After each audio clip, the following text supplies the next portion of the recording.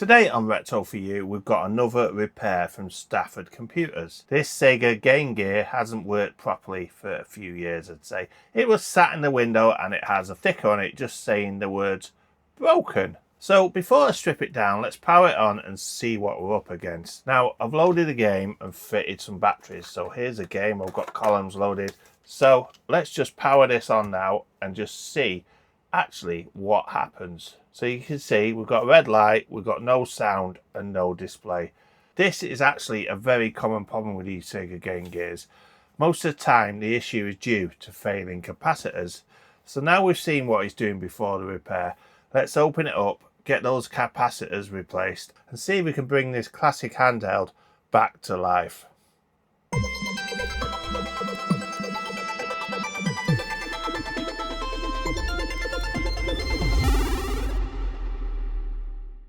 So let's just talk a bit of a history on the Sega Game Gear. It was originally released in Japan in 1990 and later 1991 in Europe and North America. It was Sega's answer to Nintendo's hugely successful Game Boy. Unlike the Game Boy, the Game Gear featured a full colour backlit screen.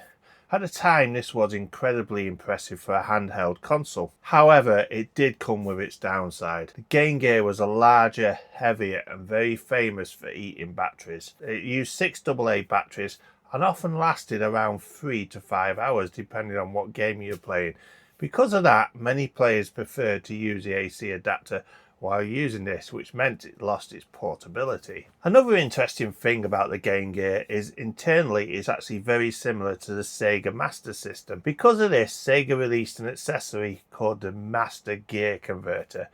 Now the Master Gear Converter plugged into the Game Gear, so it plugged in the top and allowed you to play full Sega Master System cartridges on the handheld.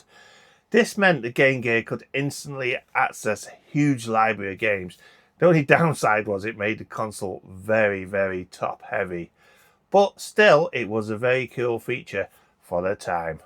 Before we start probing around this board, a quick thanks to the sponsor of this video, PCBWay. Now, if you work on retro computers or electronic projects, you know that sometimes you need custom PCBs for adapters to repair boards or upgrade the hardware.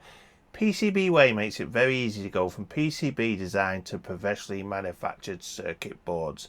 They support everything from simple 2-layer boards to complex multi-layer designs, and they also offer assembly service. So if you're designing your own electronic projects or making your own projects that are on there, they're definitely worth checking out. So before I start the repair, I should mention the capacitor kit I'm going to be using today. This kit uses ceramic capacitors. The original capacitors inside the Game Gear were aluminium electrolytic capacitors, and these are well known for leaking over time. When they leak, they can damage the circuit board and cause problems like no sound, a dim screen, or sometimes the console won't even power on.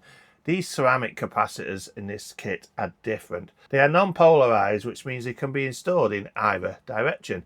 They also don't contain liquid electrolyte, so they won't leak like the original capacitors did. Hopefully, once these installed, this Game Gear should be good for many, many years. So let's open this Game Gear up and see what we're dealing with. Let's crack on.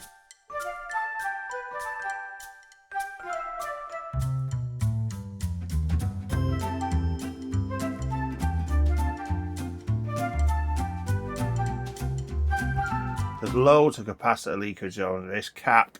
These do smell rather fishy when you're doing these. These have got to be the worst ones I've done for smelling like fish. Now inside the Game Gear you've got your main board here, and you also have this board here which is a power board, and also the sound board there which is separate, and they join via the cables to the main board there. So what the plan is we'll just look under this in the scope so you can see what we're actually dealing with. You can see here now, this is under the microscope, and you can see where this capacitor here has leaked.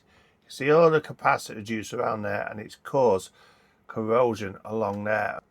So that's what I'm trying to tell you about these capacitors. Inside here there's an aluminium casing, and it just splits and it just leaks. They're a terrible design. I think they're destined to fail as soon as they were done. So what we're going to do is replace them with some ceramics across the pads, so that should make it a hell of a lot more reliable.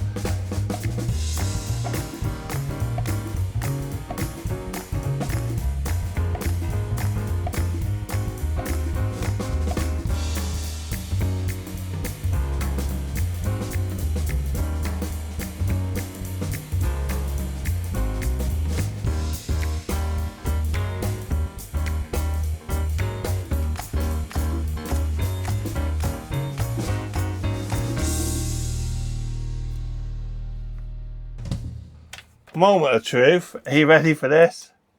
Look at that. We've actually got only half a screen, but it is actually working. Do you reckon we can fix that screen issue? It's like half of it isn't soldered, isn't it? But the actual column, the actual machine is now actually turning on. You can probably see that there now. So should we just crack that open and see if we can fix that? And also, I don't know why the sound isn't working, because we did everything he told me to in the instructions. Let's just crack it open again and have another look, and I'll be back. As far as why the speaker isn't working, I've actually gone accidentally screwed through the wire. Look at that. Well, we can fix that, can't we? So I'm not going to say this is going to work, but it's definitely worth a try, I think. So do you see this edge here? So what I'm going to do is I'm going to flux along here, and then I'm going to have a go at resoldering these pads here.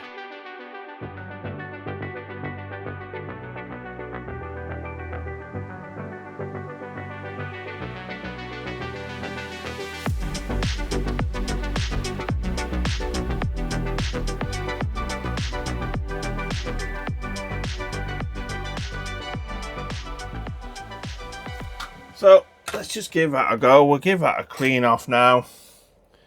Clean all that ucky flux off. But what do you think? I think that looks better.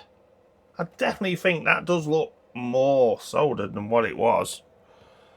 Here we are. I reflowed the screen and I fixed that issue with the speaker wire that I broke. So let's just turn it on and see if indeed it's any better. Now we do have a Sega. Now we've got sound, so that's lovely and loud and clear like it should be.